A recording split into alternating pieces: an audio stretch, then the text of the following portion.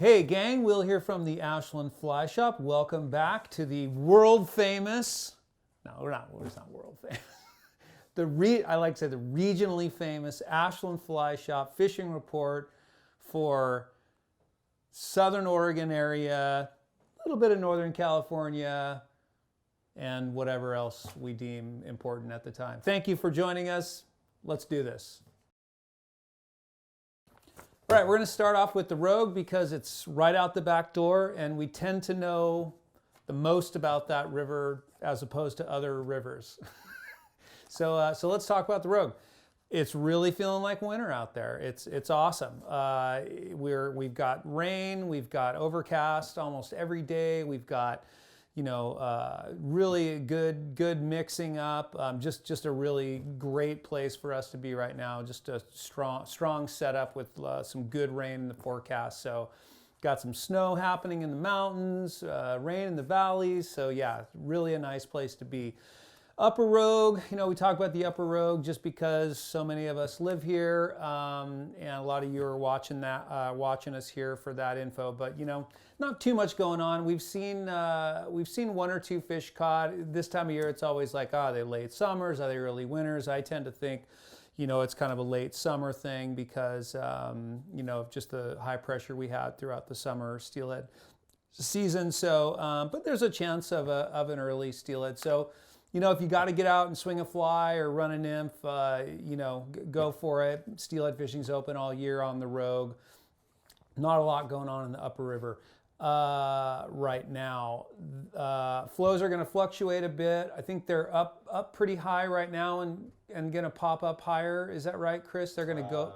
No, they're on the drop. They're on the drop now, and they're gonna continue to drop. Even with what we're gonna get, we see it kind of stabilizing and then continuing to drop down to 2,000 or something. It's gonna be pretty high. You want to look at turbidity. You want to look at if you're fishing below Little Butte Creek at Tuvell Park, you got to watch out for that because that tends to be pretty brown coming in there. So you want to watch out. Always, I say, like fishing up top. Is going to be the best for clear water. If you're below the hatchery is going to stay at like 1,900, 800 CFS for pretty much throughout the winter. So that's always a decent place to fish up there. Looking for steelhead that kind of shoot up there. So keep an eye on that water up there because it's fishable. It's fishable all year. So watch for fluctuations, check back with us, till we kind of see some fish. Honestly, I don't really look for winter steelhead too much in the Upper River until we get into that later February, March kind of setup. So that's what we're looking at for kind of the Upper River, Medford, in that area and upstream. Let's talk a little bit about below the Grants Pass area and down there though, because that's a little different. So down there you have different winter steelhead tributaries that are pretty substantial. The main one being the Applegate down there, which pulls a lot of winter hatchery, winter steelhead and some wild winter steelhead in there. Applegate is a pretty kind of wild place to fish a little bit. It's a little intense. You got to have pretty thick skin. It's close quarters. A lot of people fish there. A lot of people love it. I think it's that small stream steelhead thing. People just have a switch flipped for that for some reason, but it can be pretty good fishing. There can be some pretty big fish in there. Very contentious property owners. It's kind of a wild place to fish. A lot of us who've lived here a long time don't even really fish it anymore. But if you've got some access to it, you've got a line on a spot and whatever, or you drift the lower end or whatever, or pontoon it, that's the way to do it. So Applegate's going to kind of come into play pretty quick here, actually quite quick. There's usually a handful of fish in when it opens at the first of the year, and then we see fish sort of piling in until it closes at the end of March. Typically end of March is about the best time to fish it, but there will be fish scattered out throughout it, for the next few months. So the Applegate's worth a look. You want to look at that sort of like 400, 500, 600.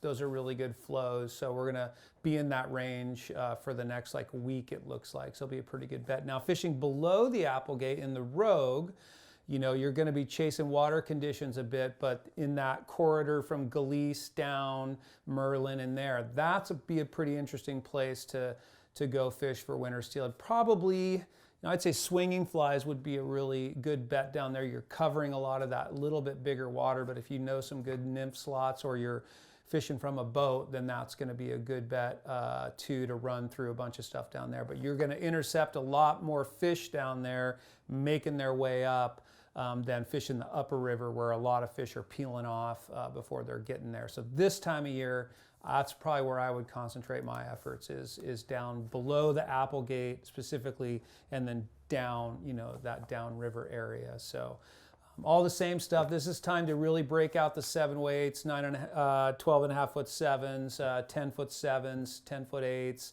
even 8 weight spey rods, and really try to fish some, you know, fish some of that bigger water down there, bigger flies, tips, dark flies. It's time to push that a little bit. So all the same stuff, same colors we like to fish, but just getting a little bit bigger with the fly size, a little bit bigger with the tips, sink tips. Really, if you're nymphing, it's all the same.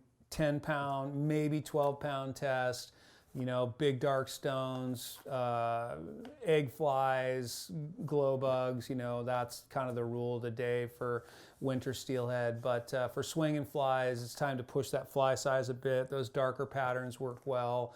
Black and blues, hard to beat, hothead flies, all that same stuff.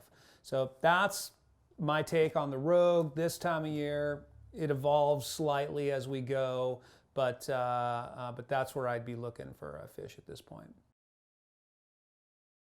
Holy Water, it's a good time to check in about the Holy Water. I love fishing up there in the winter. I haven't been up yet this year, but it can be a lot of fun, especially when we get these overcast kind of days, these little bit warmer days that we've had with some rain and stuff, can really get some little blueing olives going, and that can be a lot of fun fishing up there if the fish get on the hatch a bit. Can be some really good dry fly fishing up there. It's going to be pegged at like 800-900 CFS for the remainder of the winter, so it'll be very cold water, low flows, really good conditions for fishing blueing olives and stuff. So that's a lot of fun.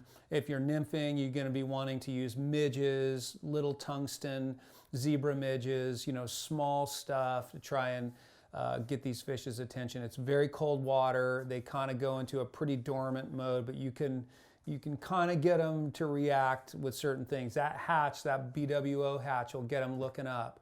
You know, it's not a real heavy hatch, it's not a real dense hatch, but it's worth a look, and it's really going to happen from like 10 to 2-ish. So you really got to be there when it happens, and it can be pretty sporadic. So, you know, you got to be there and ready to rock. Swinging flies, we love fishing trout spey at the Holy Water.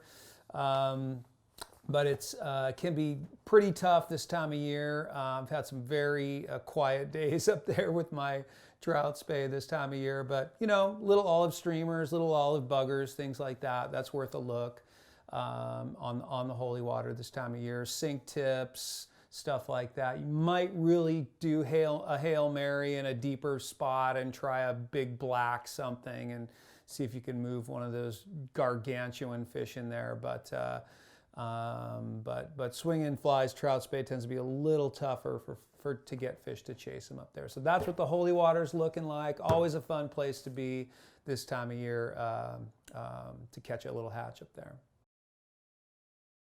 North Umpqua River is completely blown out right now, so we'll come back to that. Let's talk a little bit about the coast. It's looking pretty darn good for the next like 7 days or so. So nice setup, nice flows. It's coming down off of a big peak. And so I think it's going to be a pretty good time to get out there. Had mixed kind of reports as far as fish numbers, but you know, that's always such a crapshoot. So, you know, now is the time to start looking around for winter steelhead out there. Our buddy Drew Griffith in Northern California is pretty excited about what he's seeing. Looks like he's been into a fish or two already, so he's a really good person to call there with Confluence Outfitters and talk if you wanted to fish the Northern California coast. Southern Oregon, Chetco, you know, those areas, Lower Rogue, I always really think those are a pretty good bet if you want to watch those flows. The Lower Rogue, all that stuff's going to be in play in about 3 or 4 days here, so keep an eye on that, and that can be a pretty good bet then to really find one of those awesome winter unicorns. So we'll see you out there. Little bit of Northern California, some good activity from our friends down there. Trinity looks like it's got some nice fish in it. We're seeing some good feedback again from Confluence outfitters down there, AC Fly Fishing. Looking at that Trinity and Lower Sac as some really good fishing happening down there. Kennedy Brothers always doing good down there. So again, if you want to get out of the winter zone up here a bit and run south a bit, Lower Sac can be a great bet. We have some really great peers down there and friends with the fly shop and just some other spots. We'd be happy to point you in the right direction there, and that can kind of hang in there and be very good fishing. But yeah, Lower Sac for trout, Trinity for steel looks like a pretty good bet if you want to put some miles on and get out of the region a bit here. That's it, folks. That's what we're seeing. First week of January. Happy New Year. Happy 2021. And boy, we're looking forward to a great season. We're happy to have you with us. Give us a call if you want any up-to-date information. It's always our pleasure, my pleasure to help you, and we'll see you soon.